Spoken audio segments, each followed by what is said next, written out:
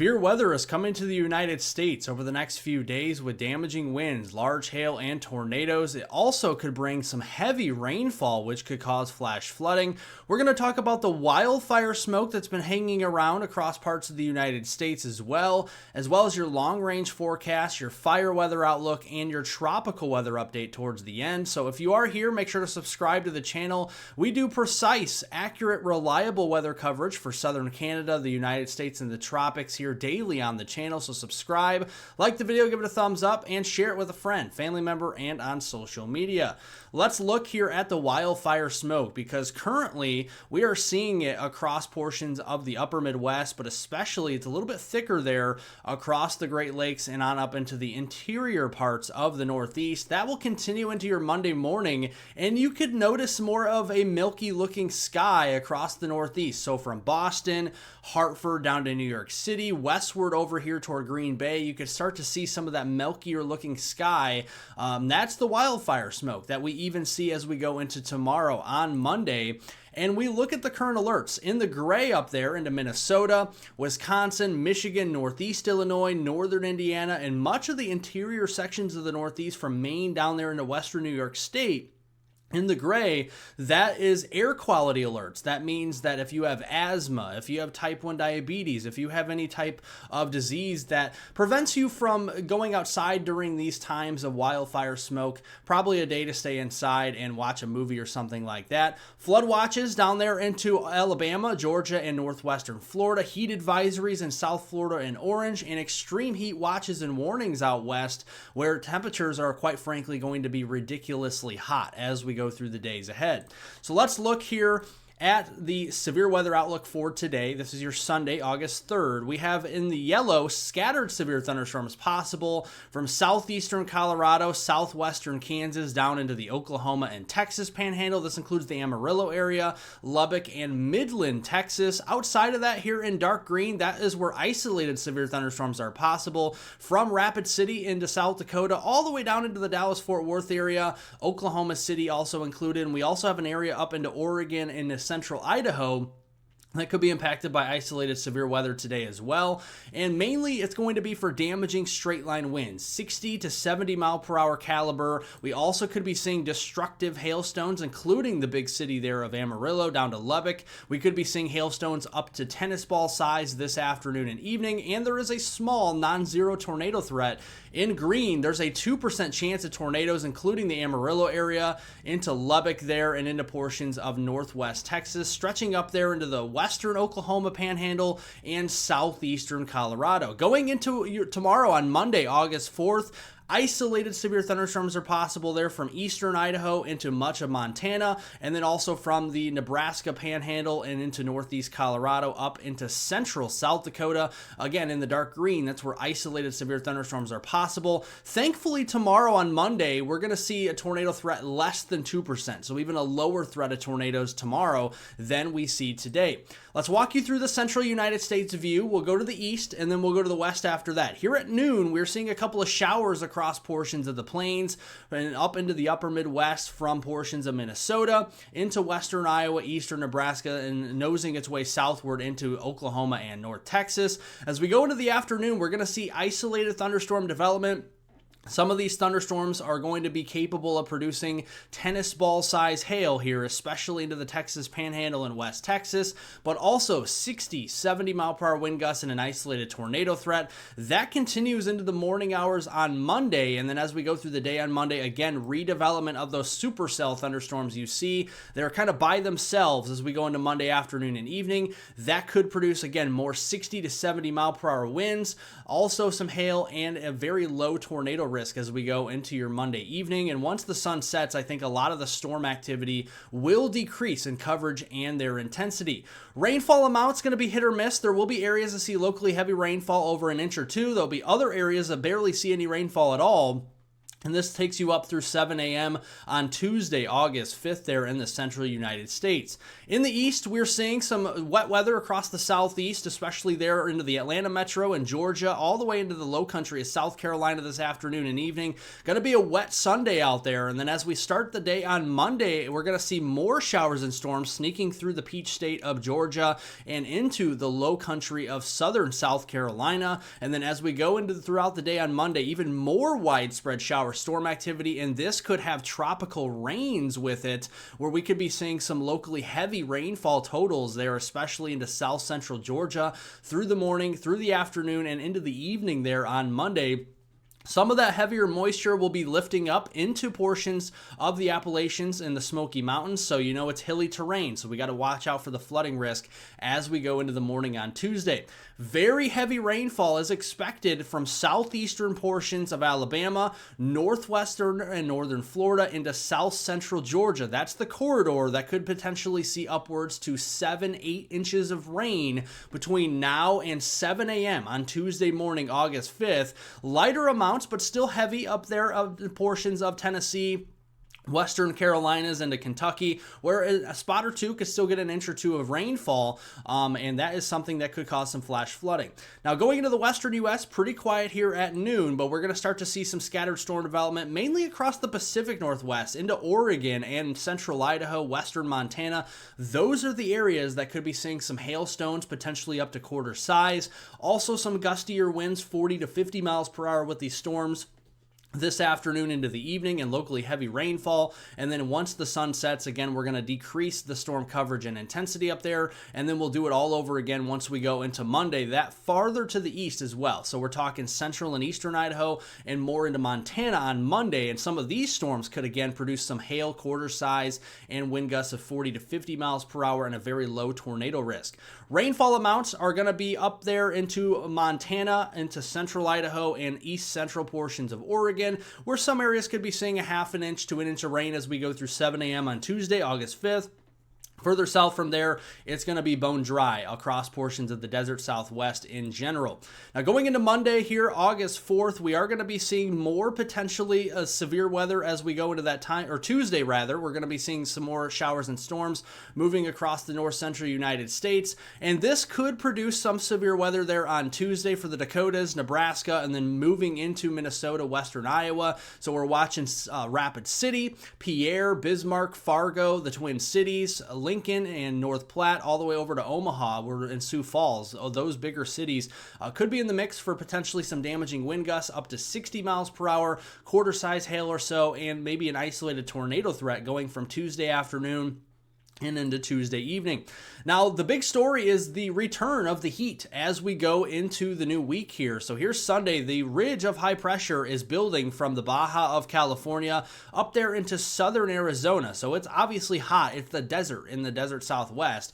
But this is going to start to build stronger into New Mexico here as we go into the middle of the week, including a 600 decameter high pressure ridge really centered across eastern Arizona, New Mexico, and West Texas. And what this is going to do is force the heat and the humidity to return across portions of the central United States. So here today, here are your high temperatures into the upper 70s, lower humidity across the upper Midwest, into the Ohio Valley, much of the east, and some of this is rain-cooled air across portions of the southeast, and that could actually hold our temperatures to record cool levels from areas near Huntsville, Alabama, and Florence into the Chattanooga area and Tennessee, and even down in toward the Atlanta metro. Could be in the mid-70s this afternoon, whereas the heat will be building for areas near Phoenix and into West Texas in the triple digits.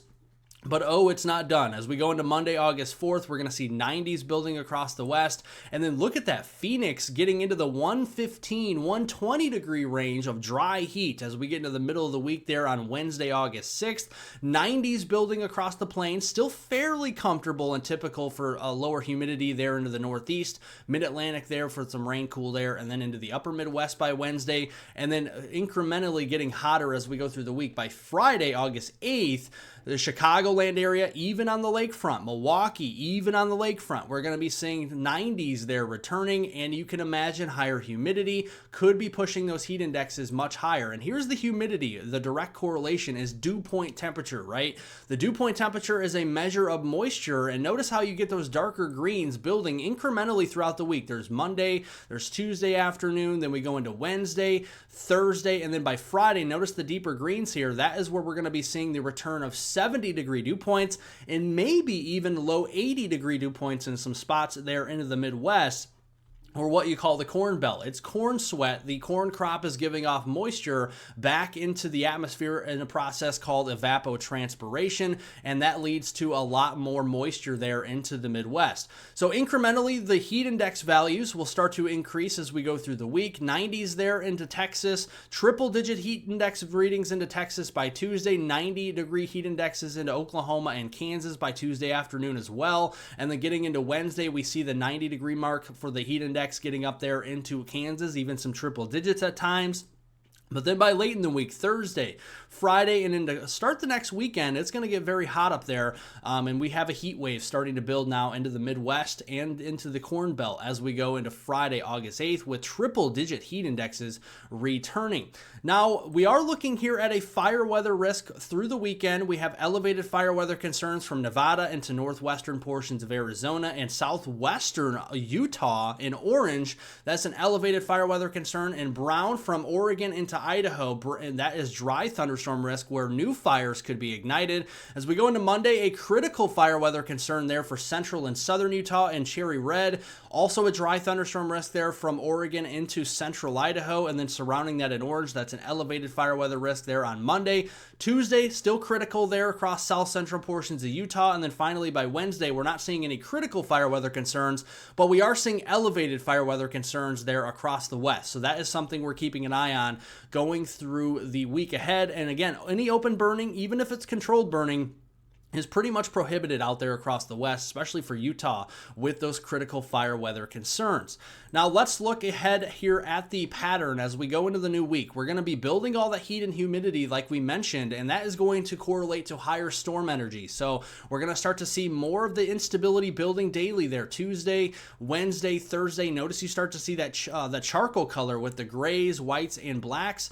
That is instability in extreme levels, over 4,000 joules per kilogram. And once you get instability that high, now you're starting to talk about those lines of thunderstorms, and sometimes they could be characterized as derechos. If they're a fast-moving storm complex, they could produce wind gusts in excess of 75 miles per hour, hurricane-force wind gusts. In extreme cases, they could produce winds of over 100 miles per hour, embedded hail, tornadoes, and a flooding risk. And that's something we got to watch here as we go into the new week. Not a guarantee that we see that, but it's a pattern conducive to producing those storm complexes that could produce derechos. So we look here into the southern Canadian prairies, Alberta, Saskatchewan, and Manitoba, but then we look here across Montana, the Dakotas, Minnesota, and Wisconsin for that potential between Monday, August 4th tomorrow and going through Friday, August 8th. Also seeing tropical moisture there that we mentioned there in the southeast, and then in between it's hot and it's much drier. Now let's look at this. Wednesday, by the middle of the week, we're seeing some thunderstorm activity that could become severe from the Dakotas down there into Nebraska and over into Minnesota and Iowa. And then as we go into Thursday, isolated to scattered severe weather. This could be a thunderstorm complex developing toward the Twin Cities and dropping further southeast. That will be something for La Crosse and Rochester, maybe even Sioux Falls and Des Moines that may have to watch there Thursday night. And then as we go into Friday night, another storm complex building again across portions of the upper Midwest, producing the potential of severe weather. And looking at rainfall, it's going to be mostly confined to the far northern areas or the far eastern areas. So we're seeing the southern Canadian prairies from Alberta eastward to Ontario, or the northern plains like the Dakotas, or the upper Midwest like Minnesota, Iowa, and Wisconsin, getting some of that moisture in the form of those storm complexes and maybe a derecho risk as we go into that towards the second week of August. And then here's the tropical rains that really start to build across the southeast from Florida, Georgia, into the Carolinas, and even as far north as the panhandle of West Virginia. Now let's look here at the relative humidity. Again, this is kind of a correlation to your fire weather risk. A lot of low relative humidity values across the west. So again, we want to emphasize that there is going to be be a lot of dry fuels out there. So any controlled burning, we want to prohibit that across the west over the next few days, at least through the middle of the week. Let's turn over to the hurricane outlook here. The National Hurricane Center in the Atlantic Ocean has two systems they're watching. The one in orange, closer to the U.S., that's moving away from the U.S., has around a 50% chance of development. The one there into the main development region and then moving northwest there as a fish storm potentially, that is a 30% chance of development over the next 7 days. And we look here at the background state of the atmosphere. You got the Bermuda High here in the northeast Atlantic. It's closer to Europe than it is to North America, which means lowering of the pressure on the western side of that, and that's right off of the east coast of the U.S. So we start to see more of a tropical disturbance developing, and this is going to be a fish storm, so nothing to worry about for the United States. It's going to be moving away from the United States by the middle of the week. Then we watch development of a strong tropical wave coming off the coast of Africa into the main development region, or what you call the MDR, and this could develop into a tropical storm or hurricane, again, as a fish storm most likely, once we get towards the 8th, 9th, and 10th there of August, which is getting towards next weekend. And in contrast, we are looking at some very heavy rainfall here from that tropical wave that's very close to the east coast of the U.S., increasing your rainfall risk, especially for southeastern Alabama, Florida, into much of Georgia and the low country of South Carolina, and then up the Carolina coast. We could be seeing some very heavy rainfall amounts, this including the Norfolk area, Wilmington, Myrtle Beach, Charleston, and Savannah, Georgia, and then the east coast of Florida, Jacksonville Beach, down to Daytona Beach, and Miami Beach, Florida, could be seeing rainfall amounts of anywhere from 3 to 7 inches at most between now and the 11th of August, so flash flooding will be possible.